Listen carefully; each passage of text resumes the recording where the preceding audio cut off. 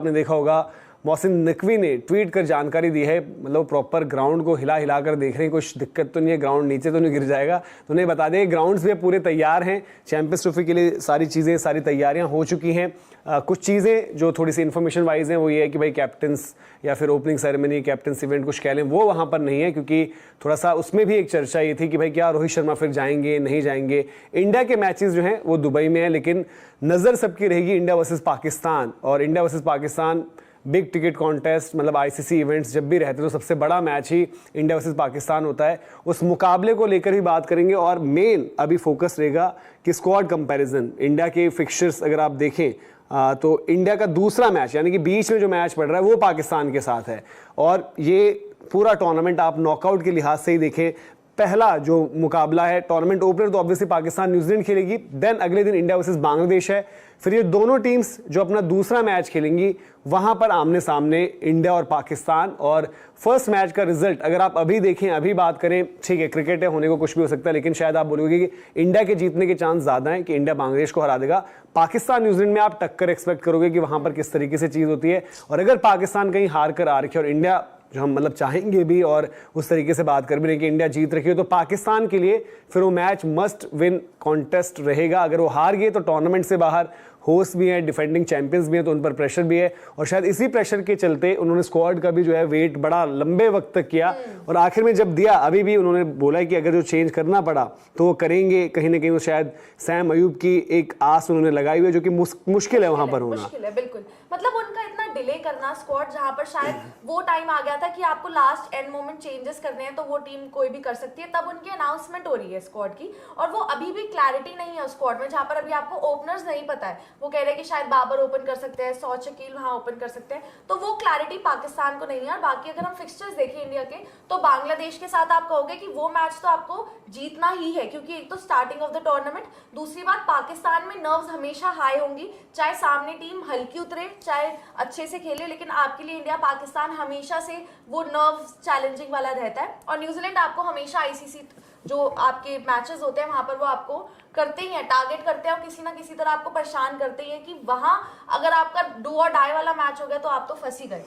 बिल्कुल। और आज मतलब 2 दिन से थोड़ा सा इंडिया के स्क्वाड को लेकर भी बड़े सस्पेंस, एक तो बुमराह को लेकर अभी भी सस्पेंस है। मतलब इंडिया के लिहाज से जो हम बात कर रहे हैं आज की डेट में, अगर आपको सबसे बड़ा प्लेयर, एमवीपी आप कह लो, इंपैक्ट वाला प्लेयर जसप्रीत बुमराह है, और बुमराह की पार्टिसिपेशन पर अभी भी डाउट है। इंग्लैंड वाले शुरुआती 2 वनडेज तो बता ही जा चुके हैं कि वो नहीं खेलेंगे, तीसरे में सब कुछ ठीक रहा तो खेलेंगे। फरवरी पहला हफ्ता शुरू हो चुका है, तो इंतजार अभी रहेगा कि उनके जो स्कैन्स होने, फर्स्ट वीक में जो उनके स्कैन्स होने, उनकी थोड़ा सा इंजरी का बताएगा कि क्या अभी करंट सिचुएशन है, करंट सिनेरियो है। लेकिन उसके बाद मतलब कि जसप्रीत बुमराह है या नहीं है, उस पर आपको कुछ चेंजेस हो सकता है, आप भी अनाउंस करें। दूसरी चीज ये है कि वरुण चक्रवर्ती को लेकर बड़ी चर्चा हो रही है कि वरुण चक्रवर्ती को क्या आपको इन करना चाहिए। और आज मतलब क्योंकि रणजी ट्रॉफी मुकाबला सौराष्ट्र का था, सौराष्ट्र की तरफ से जडेजा ने बॉल ही नहीं करी दोनों इनिंग्स में, बैटिंग करने में नंबर 9 पर आए, तो वहां पर उनको लेकर ही बड़ी चर्चा चल रही थी, कहीं फिटनेस का इशू तो नहीं है, ये नहीं है, वो नहीं है। लेकिन सौराष्ट्र क्रिकेट एसोसिएशन ने ये बताया कि भाई उनको आराम देना चाहते थे चैंपियंस ट्रॉफी को देखते हुए।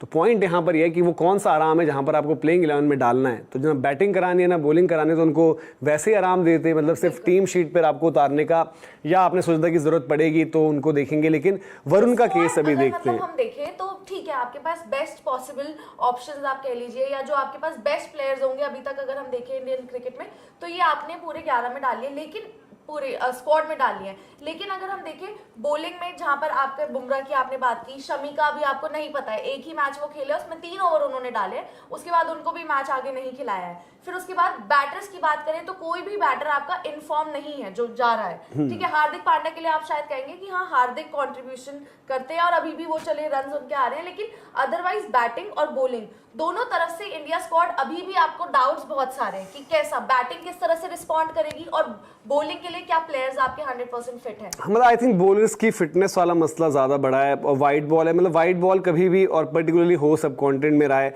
ठीक है, अंडर द लाइट्स अगर आपको रन चेज बड़ी करनी होगी तो देन वहां पर, क्योंकि बॉलिंग अटैक्स अच्छे हैं, चाहे आप बांग्लादेश को कह लो, पाकिस्तान को कह लो, या न्यूजीलैंड जो अभी ग्रुप में फिर आगे भी जब आपको फेस करने होंगे, अगर आप नॉकआउट्स की टीम देख रहे हो तो उनके बॉलिंग अटैक्स अच्छे मिलेंगे, तो वहां पर जरूर एक चैलेंज रहेगा। बट वो ऐसा नहीं रहता टेस्ट मैचेस की तरह कि थ्रू आउट या जी कोका बुरा है तो 20 ओवर देखो, ये वो नहीं है।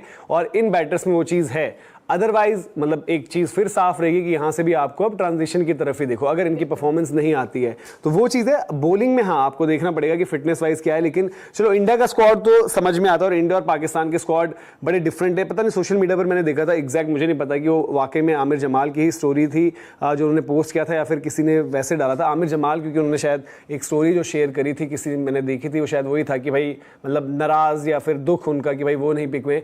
पाकिस्तान का एक बार स्क्वाड अगर बताएं, क्योंकि इंडिया की कॉम्पोजिशन थोड़ी सी डिफरेंट है, जो स्पिन हैवी गए आपको स्पिनर्स के लिए गए हैं, फास्ट बॉलर्स तो अभी आपके पता ही नहीं कि वो फिट है नहीं है। पाकिस्तान के स्क्वाड में अगर आप देखेंगे अब बैटर्स मतलब इन्होंने पूरा सेग्रीगेट करके अलग अलग बता के यहां पर डाला हुआ है। बैटर्स में आपके बाबर आजम, फकर जमान, कमरान गुलाम, शौद शकील और तैयब ताहिर। अब इसमें आपका सवाल वही है कि भाई अब ओपनर कौन होगा, किस तरीके की वहां पर एक डिस्कशन जो चल रही है लगातार। ऑलराउंडर्स में फ़हीम अशरफ, खुशदिल शाह और आपके सलमान अली आगा जिनको वाइस कैप्टन उनके परफॉर्मेंस के चलते उनको रिवॉर्ड किया गया था। विकेट कीपर बैटर्स में मोहम्मद रिजवान कैप्टन है और उस्मान खान उनके साथ हैं। तो रिजवान ने तो मिडिल ऑर्डर में ही खेलते हैं वनडेयर्स में। अब फिर आपके जो स्पिनर है, इकलौते स्पिनर, मतलब ये बहुत बड़ा फर्क है। ठीक है, आप कहने को जो हम कहते हैं भाई कि सलमान अली आगा मतलब एक यूटिलिटी वाइज एक अच्छी एडिशन है, वो बॉल डाल देंगे वो आपके लिए वो हैं, लेकिन अबरार अहमद इकलौते स्पिनर हैं इस लाइनअप में। फास्ट बॉलर्स में अच्छा लॉट आपका शाहीन, नसीम, हारिस जो तिकड़ी रहती है और उनके साथ कॉम्प्लीमेंट करने के लिए मोहम्मद हसनैन उन्होंने रखे हुए। अब ये चीज़ की भाई मतलब अलग अलग चर्चा चल रही थी कि शायद बाबर ओपन करेंगे। अब क्या रहते हैं, बाबर वैसे तो वन डाउन खेलते हैं और मतलब वनडे से ही मतलब पहली बारी जो उनका नाम वो होने लगा था, सब कुछ वनडे की परफॉर्मेंसेज, वो वर्ल्ड कप में न्यूजीलैंड के खिलाफ की इनकी इनिंग्स जो आई थी उसके बाद सब कुछ। एक छोर पर तो फकर है, अभी दैट मीन्स इनको अपना ओपनर भी नहीं पता है। अब जब हम कह रहे हैं कि ओपनर नहीं पता तो उस केस में आपको नंबर 3 भी नहीं पता, क्योंकि बाबर ओपन है या नंबर 3 है वो आपको भी नहीं पता। और फकर भी मतलब वो ओपन उनके लिए तो है कि चलिए वो ओपन करेंगे, लेकिन वो भी इंजरी के बाद आ रहे हैं, उनका भी एक तरह से कमबैक है, तो वो किस तरह से आएंगे? क्योंकि ठीक है भले ही कि हाँ मैं 100% फिट हूँ, पर पता है कि 1-2% अभी भी फकर से तो खैर मैं तो हमेशा डरता हूँ, चाहे वो इंजरी में हो, आउट ऑफ फॉर्म हो, कुछ भी हो। और मतलब ठीक है उनकी इंजरी भी मतलब पाकिस्तान नहीं चाह रहा था उनको खिलाना, उसकी वजह अलग थी। बाबर के सपोर्ट में ट्वीट कर दिया था, अच्छी चीज हो गई थी इनके लिए। चलो वहां पर सैम अयूब ने बड़ा अच्छा खेला, बट आई थिंक उनके लास्ट टाइम तक अब्दुल्ला शफीक के साथ में शायद ओपन कर रहे थे, अब वो नहीं है यहाँ पर। आई थिंक फकर के साथ सैम अयूब होते तो वो एक आप कहते कि हाँ बहुत स्ट्रॉन्ग इनके ओपनर्स हैं, बट फिर ये भी हो सकता था शायद वो फकर को तब पिक ना करते। मतलब ठीक है वहां क्या होता चीजें उनका पता नहीं कि किस तरीके से उनकी सिलेक्शन मतलब purely on performance on merit नहीं रहती है टाइम्स। बट ठीक है फकर की एडिशन ऐसी है जैसे हमने वो भी देखा था वनडे के वर्ल्ड कप में उनको ड्रॉप भी किया गया, बट जब उसके बाद आए भी थे न्यूजीलैंड वाला मैच हमने देखा एक इस तरीके की इनिंग्स खेल जाना जो मतलब आप शायद फकर के अलावा किसी और से इस लाइनअप में तो एटलीस्ट नहीं करोगे एक्सपेक्ट। इवन पाकिस्तान की अच्छी टीम्स भी आप बनाओगे तो आप उनमें भी बैक करोगे। हाँ इनके साथ भी कंसिस्टेंसी का बड़ा इशू था मेरे ख्याल से उस वक्त पर। अफगानिस्तान कौन सी सीरीज श्रीलंका में खेल रहे थे, फिर आपका एशिया कप बड़ा फीका गया था, फिर जाकर वर्ल्ड कप भी खराब जा रहा था तब ड्रॉप किया गया था।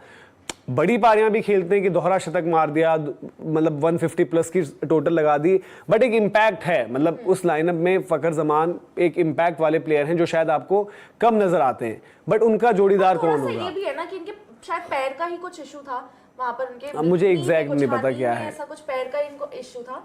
तो जब थोड़े से ब्रेक के बाद आप आते हो फिटनेस, नहीं बट आईएल T20 भी तो खेल रहे थे, आईएल T20 खेल रहे हैं वो, पर अभी मतलब ये जितना पता चला था उसमें ये था कि वो कहते कि हाँ थोड़ा सा है, पर ये नहीं है कि खेल लूंगा उन्होंने बेसिकली। हाँ मतलब ऑब्वियसली आज अगर उन्होंने अनाउंस किया है खेलेंगे तो ओपन ही करेंगे। और मतलब ठीक है जो हम बात करें, हाँ एक फास्ट बॉलर होता नी इंजरी और ये वो तो हम बोलते हैं कितना जी अभी 20 ओवर की गेम खेली है 50 में देखते हैं ये है वो है, बाकी ठीक ही है वो। अब इनके साथ ओपन का भी मतलब ठीक है, इंडिया का एटलीस्ट आपको बैटिंग ऑर्डर पता है, मतलब नंबर 6 तक, इवन नंबर 7 आपको पता है अक्षर पटेल होंगे। फिर इंडिया की सिलेक्शन कॉल कि भाई इंडिया क्या चाह रहा है, एक एक्स्ट्रा स्पिनर और बैटिंग ऑप्शन, तो आप 8 पर जो भी आपका डिसीजन रहेगा वो सुंदर हैं, जडेजा हैं, जो होगा वो आप रखते हो। फिर आपके पास फास्ट बॉलर्स ने आना है उसके बाद, मतलब एक कुलदीप यादव भी रहेंगे, फिर देन आपके 2 फास्ट बॉलर्स हो सकते हैं प्लस हार्दिक पांड्या। तो आपको इंडिया की कॉम्पोजिशन, इंडिया की 11 लगभग पता है, लेकिन यहां पर इनकी तरफ से आपको अभी ठीक है आप बोलोगे 3 पेसर्स हो गए, फिर एक आपके जिनको श्योर शॉट आप बोलोगे, आप इनमें एक एडिशन और करोगे, आप अबरार की कर दोगे, एक स्पिनर तो आपको चाहिए। सलमान अली आगा, रिजवान आपके बिल्कुल इन होते हैं ऑन, मतलब परफॉर्मेंस भी और मतलब कैप्टन वाइस कैप्टन है वो वहाँ पर उस लिहाज से भी आते हैं। बाबर फकर भी कंफर्म ही है, बट देन बैटिंग ऑर्डर ये कैसे बना रहे हैं। तैयब ताहिर का मुझे जो याद आ रहा है, शायद पिछला वाला जो इमर्जिंग वाला उनका हुआ था उसके बाद ही मतलब वापस रेकनिंग में आए थे। हालांकि डोमेस्टिक में लगातार अच्छा कर रहे थे, बट बीच में आकर उन्हें इंडिया के अगेंस्ट जो इंडिया वाली गेम थी स्पिनर्स को अच्छा खेला और सारी चीज़ है। और इनको मिडिल ओवर्स में वही देखना पड़ेगा कि स्पिन के खिलाफ कौन कैसे। अब सौद शकील अच्छे प्लेयर हैं स्पिन के, सौद शकील बीच में एक वो प्रेजेंस रहेगी, फिर एक तैयब ताहिर को लेते हैं या क्या करते हैं, किस तरीके से उनकी सोच रहती है, जो लाइनअप पर जाते हैं वो उनको देखना पड़ेगा। लेकिन बैटिंग ऑर्डर भी इंपॉर्टेंट है उनके लिहाज से। अब फकर के साथ कौन होगा, मतलब जो बात चल रही कि जी बाबर आजम को रखेंगे या बाकी किसको, सौद शकील को, मतलब आई थिंक उनके लिए वैसे तो बीच में इस लिहाज से सही, क्योंकि पाकिस्तान में बहुत ही खिलाड़ी जो हैं स्पिन खेलने के लिहाज से उतने मतलब बेहतर नहीं है हाल फिलहाल में जो हमने देखा है। तो अगर आपके पास एक प्लेयर है जो मिडिल ओवर्स में आकर गेम कंट्रोल कर सकता है, ऑपोजिशन में कोई भी स्पिनर हो अच्छा उसको टैकल कर सकता है, तो वो उनको वहां रखने चाहिए। क्योंकि अगर आप ऊपर वाला चांस उस लिहाज से ले रहे हो कि जी सौद थोड़ा ऊपर और तेज खेल लेंगे स्टार्ट्स के लिहाज से, फिर आप फकर के साथ ना, फकर तो है ही आपके पास ऊपर बाबर का डिसीजन भी मतलब ठीक है, दैट मीन्स बाबर को भी आप कहीं ना कहीं लगातार जो हम देख रहे हैं कि उनकी पोजीशन से ऊपर नीचे मतलब, और फॉर्म नहीं है बाबर आजम के पास, फॉर्म अक्रॉस फॉर्मेट्स जो हम बात करें उनके उस तरीके से नहीं आ रहे हैं, चाहे वो बैटिंग में हो चाहे बॉलिंग में। बॉलिंग में भी आप कहो कि मिडिल ओवर्स में आकर कौन एक स्पिनर, ठीक है आपके पास एक ही स्पिनर है, वो मान लीजिए ऑफ डे है तो फिर कोई आप फिर पेसर नहीं कराओगे। वो मतलब उनके लिए अच्छी चीज ये है कि ठीक है जो हम कहते हैं कि बीच में आपको विकेट टेकर्स चाहिए होते हैं, तो अब उनकी परफॉर्मेंस ना आए वो अलग बात है, लेकिन सहीन, नसीम और हारिस रऊफ अगर ये तीनों खेल रहे होंगे तो तीनों एक मतलब अटैकिंग एक बॉलिंग ऑप्शंस हैं आपके पास कि जो आप विकेट। बट शाहीन का बीच में बड़ा एक इशू हो गया था कि नई बॉल और फिर सीधे पुरानी बॉल, मतलब लास्ट के डेथ ओवर्स में, और ऑफ लेट तो थोड़ा ये भी हुआ था कि नई बॉल पर उतनी सक्सेस उनको नहीं मिल रही थी, तो वो भी थोड़ा सा बल्कि बेहतर उनसे करा। हाँ, नसीम मतलब शुरुआत से उनसे वैसे अगर ओवरऑल बेहतर बॉलर थे, बट नसीम के स्पेल्स में पाकिस्तान हारा, मतलब अच्छा स्पेल आया उनका बट पाकिस्तान हार गई। बट कंट्रोल बॉलिंग नहीं विकेट भी लेते हैं वो, अब मतलब विकेट्स भी लेंगे। शाहीन और नसीम, देखो शाहीन का क्या है कि आप इंडिया वाला मैच जितवाने में उनकी कंट्रीब्यूशन थी, और the moment match against India होता है तो वहां पर आप और हाईलाइट होती है परफॉर्मेंस। नसीम ने ठीक है टेस्ट में जब हैट्रिक ली तो शायद मेरे ख्याल से बांग्लादेश से या पता नहीं कौन सी टीम थी, बट वो भी, और एक दिन तो ऐसा दिन था कि रिव्यू पर रिव्यू चल रहे थे, कभी अंपायर्स कॉल पर हो रहा कभी कुछ।